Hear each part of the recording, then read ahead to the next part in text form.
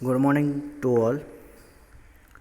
आज अपने फिज़िक्स का चैप्टर नंबर 2 का आगे का पार्ट अपने पढ़ेंगे।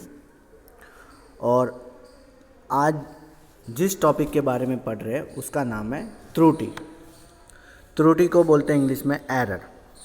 ठीक है, तो एरर का मतलब क्या होता है कि कोई भी मशीन होता है और उस मशीन का कोई भी अपने रीडिंग लेते हैं तो बहुत टाइम हो जाने के बाद में वो रीडिंग जो है वो थोड़ी सी चेंज बताता है, मतलब थोड़ी अलग बताता है।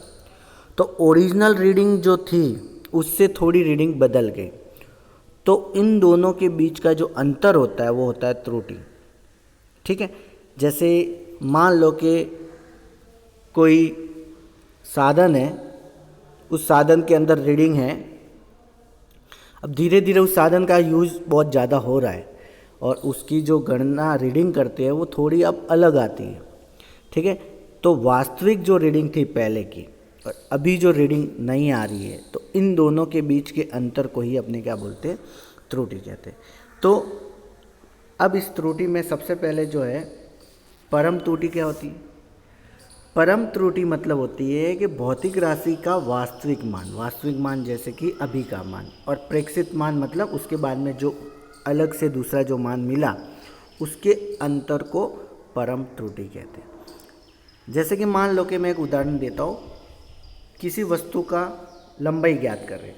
अब लंबाई ज्ञात कर रहे हैं तो स्केल जो है वो मेरे पास में नई स्केल है, तो मैंने उसको अच्छे से गणना की तो उसका मान आ रहा है 2.34 बराबर। अब वो स्केल बहुत पुरानी हो गई, उसके ऊपर के नंबर नहीं मिल रहे और किसी ने उसको मेजर किया तो उसने मान लो कि उसका मेजरमेंट 2.30 बताया। ठीक है, तो रियल में उसका मान है 2.34 बराबर। तो रियल में इसका मान ये है तो इसको बोलेंगे वास्तविक मान। लेकिन दूसरे ने दूसरी स्केल का यूज़ किया और वो स्केल बहुत पुरानी थी तो उससे मेजर किया तो उसका मान आया 2.30, तो ये उसका प्रेक्षित मान हो जाएगा। तो वास्तविक मान और प्रेक्षित मान के बीच में अंतर दिख रहा है तुमको, और वो अंतर कितना है तो 0.04 का। तो ये जो 0.04 का जो अंतर हुआ वो अपनी त्रुटि हुई बराबर। तो इस तरीके से त्रुटि का माध्य कैसे ज्ञात करेंगे। माध्य मतलब औसत। तो 10वीं क्लास में अपने ने पढ़ा हुआ है कि उसका माध्य किस तरह से ज्ञात करते हैं। तो मान लो कि मेरे पास में बहुत सारे मान हैं, A1 है, A2 है, A3 है, इस तरह से बहुत सारे मान हैं। तो इन सब का मुझे माध्य ज्ञात करना है, औसत ज्ञात करना है। तो औसत ज्ञात करने के लिए क्या करेंगे, इन सब को जोड़ देंगे और कितनी संख्या है उससे अपने क्या कर देंगे, भाग कर देंगे। जैसे मान लो कि मेरे पास में 3 संख्या है, ठीक है, तो इसको करेंगे A1 plus A2 plus A3 भाग में कितनी संख्या है, 1 2 और 3, तो 3 से भाग कर देंगे। तो ये अपना आ जाएगा माध्य आ जाएगा। ठीक है, जिसको AM से डिनोट करते हैं। तो इसी तरह मेरे पास में बहुत सारी संख्या है, A1 A2 A3 और AN है। तो सबको अपने क्या कर देंगे, ऊपर जोड़ देंगे, A1 A2 A3 से लेके AN, और टोटल संख्या मान लेते N है तो N। तो ये इसका माध्य ज्ञात करने का सूत्र हो गया बराबर। अब उसकी परम त्रुटि कैसे ज्ञात करेंगे।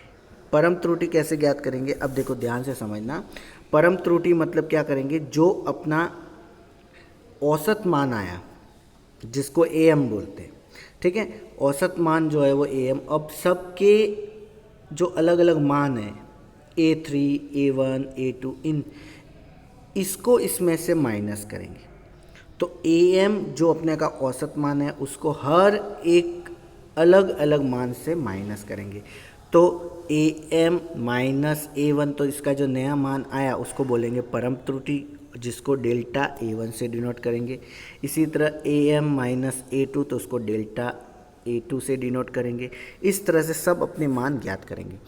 अब ये मान जो है वो पॉजिटिव भी आ सकते हैं और नेगेटिव भी आ सकते हैं।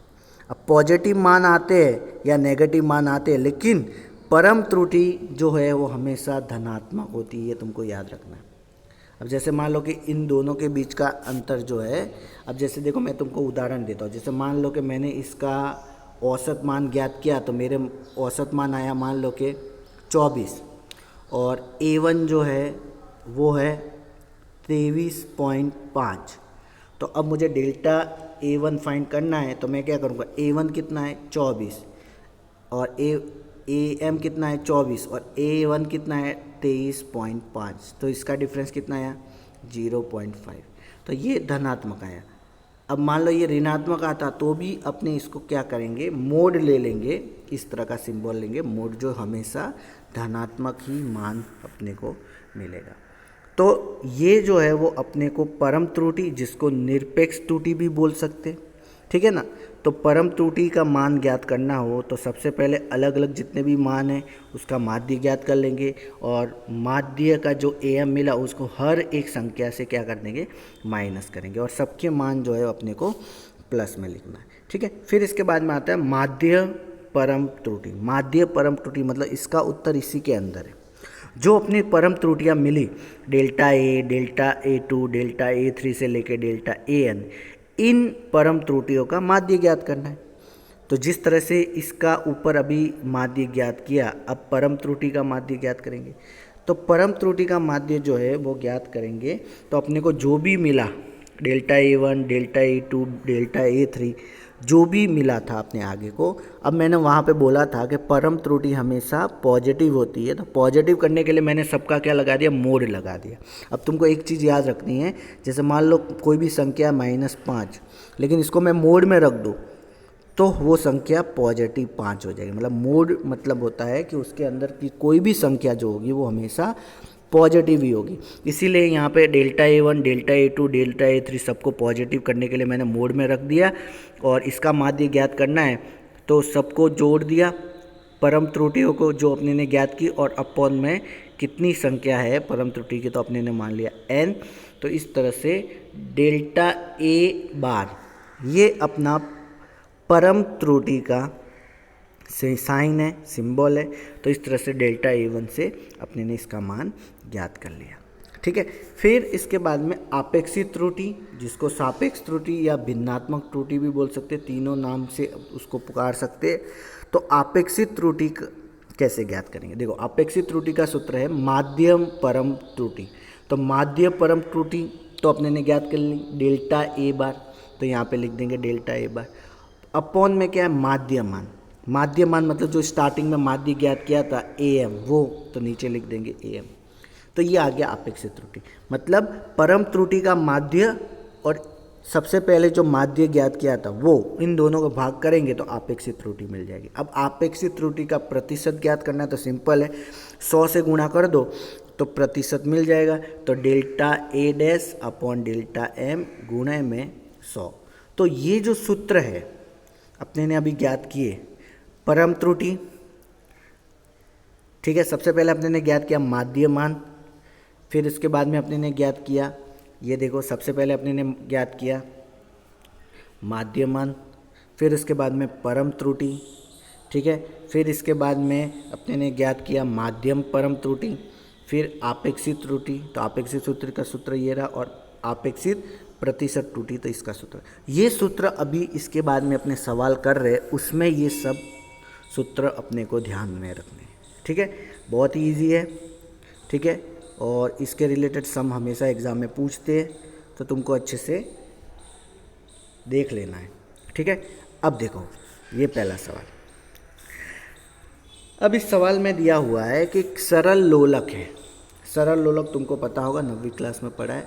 ये एक कोई भी स्टैंड है और वहाँ से एक मैंने कोई भी धागा बांधा, और धागे के नीचे मैंने पत्थर बांधा, फिर इसको मैं घुमाऊंगा तो ये जो है वो इस तरह से गति करेगा, एक बार इस साइड जाएगा, एक बार इस साइड।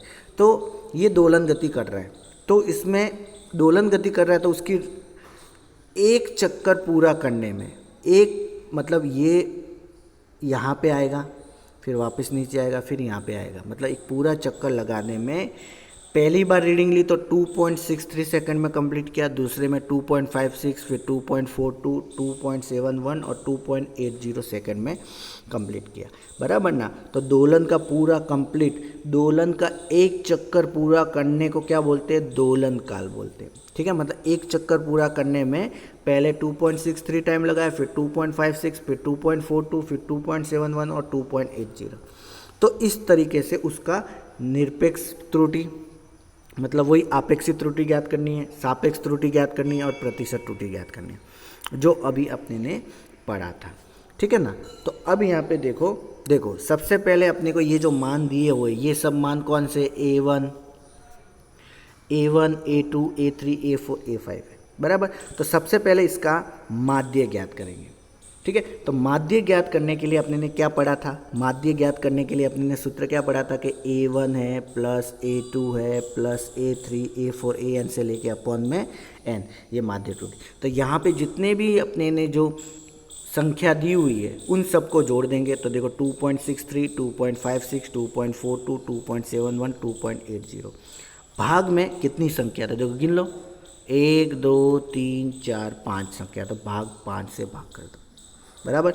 ये TM, वहाँ पे अपने ने क्या लिखा था, AM, M मतलब माध्य होता है, A मतलब कोई भी संख्या, तो यहाँ पे T मतलब दोलन काल को किससे व्यक्त करते हैं, दोलन काल को टाइम मतलब T से डिनोट करेंगे तो TM लिखा हुआ, ठीक है। यहाँ पे तुम्हें AM लिखना है तो वो भी लिख सकते हो। तो इन दोनों का भाग किया तो अपने को कितना मिला, 2.62 सेकेंड अपने को मिला। मतलब माध्य जो है, समय का माध्य अपने ने ज्ञात कर लिया 2.62, ठीक है। अब इसके बाद में देखो, अब इसके निरपेक्ष त्रुटि जिसको सापेक्ष त्रुटि भी बोलते हैं, तो अपने ने इसका सूत्र क्या देखा था, इसका सूत्र देखा था कि delta A1 equal to AM minus A1। AM क्या था, माध्य, मतलब ये TM माध्य, तो इसका मान कितना है 2.62। तो देखो 2.62 माइनस A1 मतलब पहली संख्या 2.63, तो ये 2.63। तो देखो 2.62 माइनस 2.63, तो देखो माइनस में आंसर आ रहा है, माइनस 0.01 सेकेंड आ रहा है, बराबर। इसी तरह दूसरा सूत्र क्या था, AM माइनस A2। अब दूसरी संख्या से माइनस कर दो, 2.56 से माइनस करेंगे तो 2.62 माइनस 2.56, तो ये मान अब की बार प्लस में है। इस तरह से सबको मान को घटाएंगे, लेकिन याद रखना कि आगे वाली संख्या हमेशा AM है, तो AM minus A1, AM minus A2, AM minus A3, AM minus A4, इस तरह से। तो आगे वाली संख्या AM, तो AM तो कितने 2.62, तो इनमें आगे वाली संख्या 2.62 तो सब में समान होगी, और हर बार जो है वो एक एक नंबर जो है माइनस करेंगे, तो अपने को ये सब निरपेक्ष त्रुटियाँ मिली। अब देखो इस निरपेक्ष त्रुटि को ध्यान से देखो, तो कुछ त्रुटियाँ माइनस में भी है और कुछ त्रुटियाँ प्लस में भी है। तो अपने ने पढ़ा था कि कोई भी अपने को निरपेक्ष त्रुटि मिलती है जिसको आपेक्षिक त्रुटि भी बोलते हैं, तो ये जो त्रुटियाँ होती है वो हमेशा धनात्मक में मिलनी चाहिए। तो धनात्मक में मिलने के लिए अपने इन सबको क्या करेंगे, मोड करेंगे। तो अब अपने करेंगे इसका मोड, ठीक है। तो यहाँ पे देखेंगे, तो देखो यहाँ पे अपने को माध्य निरपेक्ष त्रुटि ज्ञात करनी है, तो आगे जो जितनी भी मान मिले अपने को, ठीक है, इन सबको धनात्मक कर दिया, मोड कर दिया, मतलब सब पॉजिटिव संख्या। तो देखो 0.01, 0.06, 0.20, 0.09, 0.18 और टोटल संख्या कितनी है, 3 और 2 5 है। तो ये इनको ऊपर का जोड़ दिया तो 0.54 अपॉन 5 मतलब कितना आया 0.108, मतलब 0.108 मतलब अप्रॉक्सीमेट, मतलब 0.11 सेकेंड अपना आंसर है। तो ये आ गया अपना माध्य निरपेक्ष त्रुटि, बराबर। अब माध्य निरपेक्ष त्रुटि मिल गई, ठीक है। अब अपने ज्ञात करेंगे आपेक्षिक त्रुटि या सापेक्ष त्रुटि। तो आपेक्षिक त्रुटि और सापेक्ष त्रुटि में अपने ने क्या देखा था कि ऊपर जो आता था वो आता था माध्य निरपेक्ष त्रुटि, ठीक है। आपेक्ष त्रुटि का सूत्र क्या है, माध्य निरपेक्ष त्रुटि भाग में माध्य मान, ठीक है। तो आपेक्ष त्रुटि को ज्ञात करने का सूत्र था माध्य निरपेक्ष त्रुटि अपॉन में क्या था, माध्य मान। ठीक है, तो देखो माध्य निरपेक्ष त्रुटि कितनी आई, ये देखो कितना आया 0.11। तो अब ऊपर आ जाएगा 0.11 और नीचे माध्य मान क्या था, एकदम स्टार्टिंग में क्या था आंसर देख लो 2.62। ठीक है, क्या था 2.62। तो ऊपर आ जाएगा 0.11, नीचे आ जाएगा 2.62। अब इसको सॉल्व करेंगे तो अपने को आंसर आएगा 0.04। 0.04 अपना आंसर आया। तो ये आ गया अपना अपेक्षित त्रुटि। अब इसका प्रतिशत ज्ञात करना है तो 0.04 को 100 से गुणा कर दो तो अपना आएगा 4%। बराबर। अब इसको कैसे लिखते हैं वो ध्यान से देख लो। जो अपना सबसे पहला जो मान था, ठीक है, जो माध्य मान का, वो आगे लिख दो 2.62 और प्रतिशत त्रुटि जो आती है, प्रतिशत त्रुटि, उसको हमेशा नीचे लगो, पीछे लगो। तो 2.62 प्लस माइनस 4%। तो इस तरीके से अपने इस सवाल को हल करेंगे। बहुत इजी है। ठीक है, इसके फॉर्मूले तुमको सबसे पहले तो याद होने चाहिए। फॉर्मूले याद हो गए तो तुमको एकदम इजी से तुम मान ज्ञात कर सकते हो। सबसे पहले तुमको माध्य मान ज्ञात करना है, ठीक है, फिर इसके निरपेक्ष त्रुटि ज्ञात करनी है, फिर माध्य निरपेक्ष त्रुटि ज्ञात करनी है, फिर अपेक्षित त्रुटि ज्ञात करनी है और अपेक्षित त्रुटि का प्रतिशत त्रुटि ज्ञात करनी है। ये फॉर्मूले तुमको पता है, इस तरीके से तुम हल करोगे तो तुमको उसका उत्तर जो है आराम से मिल जाएगा। ठीक है, अब इसके बाद में इसी तरीके का दूसरा सवाल। ठीक है, अब इसके बाद में क्या है कि ये सवाल में दिया हुआ है, तुमने 10वीं क्लास में प्रतिरोध को श्रेणी क्रम और समांतर क्रम में रखा हुआ है। ठीक है, तो श्रेणी क्रम में जो सूत्र था वो तुमको पता है और समांतर क्रम में सूत्र जो है वो तुमको पता है। ठीक है, तो मैं एक बार बता देता हूँ कि श्रेणी क्रम का सूत्र क्या होता है। तो श्रेणी क्रम का सूत्र होता है R बराबर R1 प्लस R2। ठीक है, दो प्रतिरोध है तो R1 प्लस R2। और समांतर क्रम में था तो 1 बटे में R बराबर 1 upon R1 plus 1 upon R2। ये अपना समांतर क्रम का सूत्र था। बराबर। तो इसी सूत्र का उपयोग करते हुए अब अपने यहाँ पे आगे हल करेंगे। ठीक है, तो यहाँ पे क्या दिया हुआ है कि दो प्रतिरोध है, पहला है R1, दूसरा है R2।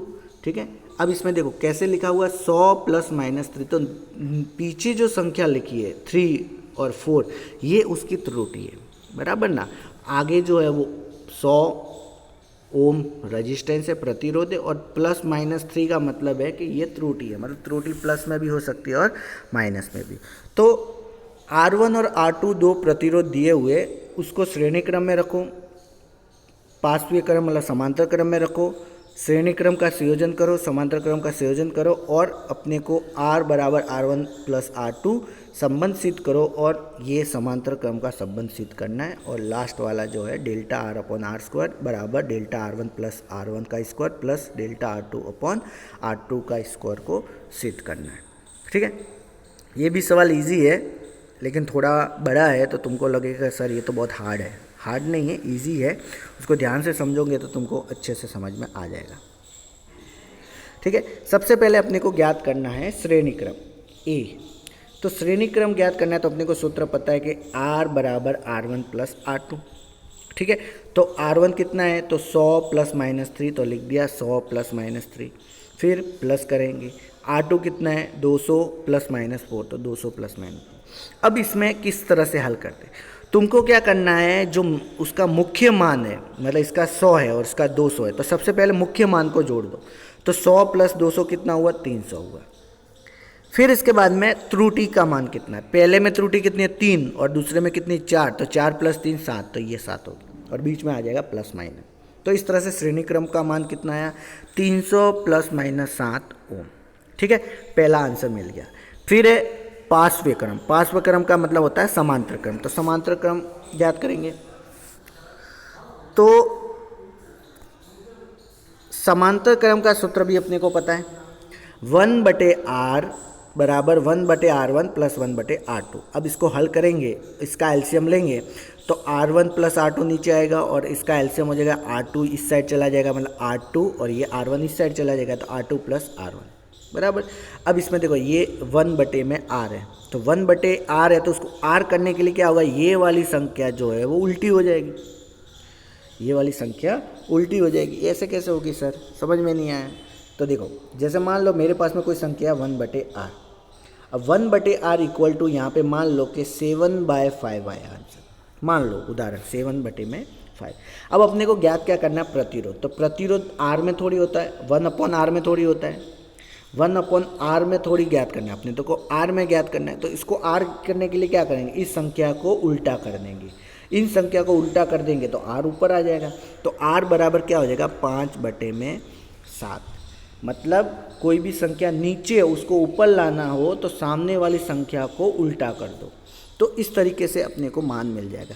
तो यहाँ पे भी क्या हुआ, ऐसा ही किया कि 1/R R2 प्लस R1 भाग में R1 प्लस R2। अब इसको 1/R1 से R1 R' लाना है तो नीचे वाली संख्या ऊपर चली जाएगी, ऊपर वाली संख्या नीचे, तो R1 R2 नीचे था पर ऊपर आ गया और नीचे आ गया R1 प्लस R2। अब इसके मान रख दो, R1 कितना है, अब इसमें खाली मुख्य मान रखेंगे, त्रुटि का मान नहीं रखेंगे, ये तुमको याद रखना। तो R1 कितना है, R1 है अपना 100, R2 कितना है 200, तो 100 × 200 और नीचे आ जाएगा 100 प्लस 200, तो 100 × 200 बराबर और 100 प्लस 200। तो अब इसको करेंगे तो ऊपर आ जाएगा 2 और 4 जीरो और नीचे आ जाएगा 300, 2 जीरो ऊपर नीचे कट जाएंगे तो बचेगा 200/3। तो इसका आंसर आया 66.7 ओम। तो ये आ गया अपना समांतर क्रम। तो श्रेणी क्रम भी मिल गया, समांतर क्रम भी मिल गया। अब अपने को तीसरा जो है वो अपने को ज्ञात करना है ये वाला फॉर्म, ठीक है। तो इसको किस तरह से हल करेंगे, तो यहाँ पे देखो, अब यहाँ पे कैसे करेंगे हल। तो देखो अपने को ये मान अभी मिल गया 66+.7, ठीक है। ये अपना समांतर क्रम का प्रतिरोध आ गया। अब इसके बाद में प्रतिशत त्रुटि भी ज्ञात करनी है, ठीक है। और ये वाला जो सूत्र है इसको डिराइव करना है, ठीक है ना, ठीक है। और R1 और R2 के संबंध से इसको डिराइव करना है। तो इसको किस तरह से डिराइव करेंगे वो अपने आगे पढ़ते हैं, ठीक है। अब तुमको एक सूत्र याद रखना है कि कोई भी संख्या समांतर क्रम में या श्रेणी क्रम में तो उसका त्रुटि ज्ञात करनी है, त्रुटि के साथ में संबंध ज्ञात करना है। तो तुमको उसका सूत्र याद होना चाहिए कि हमेशा कोई भी त्रुटि होती है उसको ऊपर लिखते और मुख्य मान को नीचे लिखते, बराबर। अब जैसे मान लो कि ये है तो ये किस तरह से आया, तो अपने को सूत्र पता था कि 1/R equal to 1/R1 plus 1/R2, ये सूत्र अपने को पता है। लेकिन अब इसकी त्रुटि ज्ञात करनी है तो क्या करोगे, त्रुटि जो होती है वो डेल्टा में लिखते हैं। तो ये R है तो इसकी त्रुटि हो जाएगी डेल्टा R, ऊपर लिख देंगे। R1 की त्रुटि क्या हो जाएगा, डेल्टा R1 ऊपर लिख देंगे। और R2 की त्रुटि क्या हो जाएगा, डेल्टा R2 ऊपर। तो इसको देखेंगे ध्यान से तो ये देखो इस सूत्र के बराबर होगी। तो ये त्रुटि ज्ञात करनी है तो ये वाला सूत्र तुमको याद रखना, नीचे मुख्य मान और ऊपर उसकी त्रुटि, बराबर। तो यहाँ पे भी ऐसा ही हुआ है, यहाँ पे भी ऐसा ही हुआ है, ठीक है।